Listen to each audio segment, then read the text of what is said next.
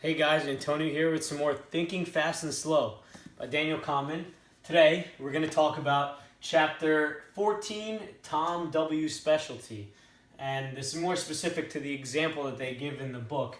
And I'm not going to go too deep into the example, but basically they have this example of this guy named Tom W.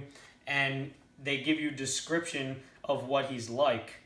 And from the description, you're supposed to come up with you're supposed to rank all of these different majors that he possibly could be based off of the description. And it brings up a good fallacy that normal human beings have.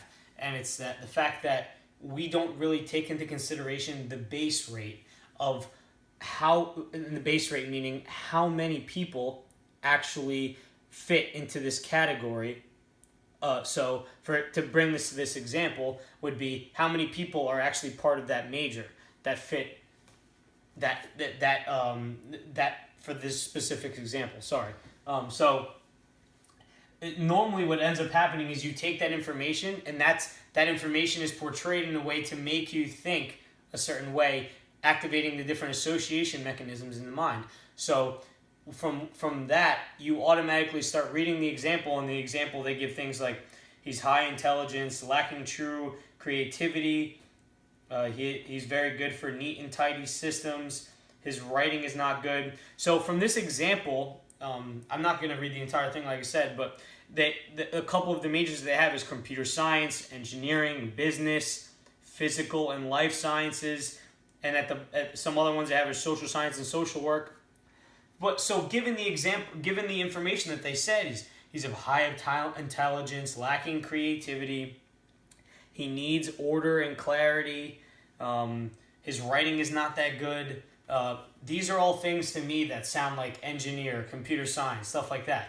So that's actually what is ranked higher on that list of what I put down. And that's just a fallacy because there's probably less computer science students than there are of other types of fields. And that will affect how many people actually go into that field. And there's no proof that Tom is actually that type of person.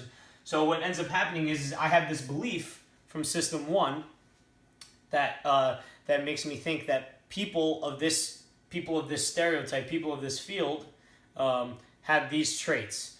And it's actually a fault from System 1 and System 2 here, because System 1 is the one that suggested the incorrect idea, but System 2 endorsed it and allowed it to come out and express it as a judgment.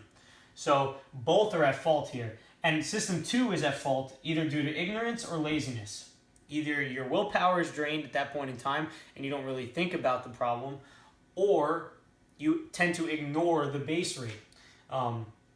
So what you can do then to develop this intuition to keep in mind of base rates is you have to anchor your judgment based off of the base rate. So if there's 1 million people per year that go into social work, but only 100,000 go into computer science, then you might try to change your opinion a little bit, or the probability of that judgment happening based off of the base rate, along with the other information, not just part of the information.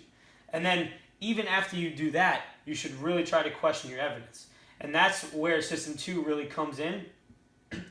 A lot of times it gets stopped because of the ignorance and laziness, so that's where you need to watch out for. So I hope you guys enjoyed today's chapter on Thinking Fast and Slow and Tom W.'s specialty. If you enjoyed this book, please leave me a thumbs up on the video. That would be awesome. I left a link in the description to purchase a copy for yourself on Amazon if you'd like to read along. And subscribe along for more videos, guys. Have a great day.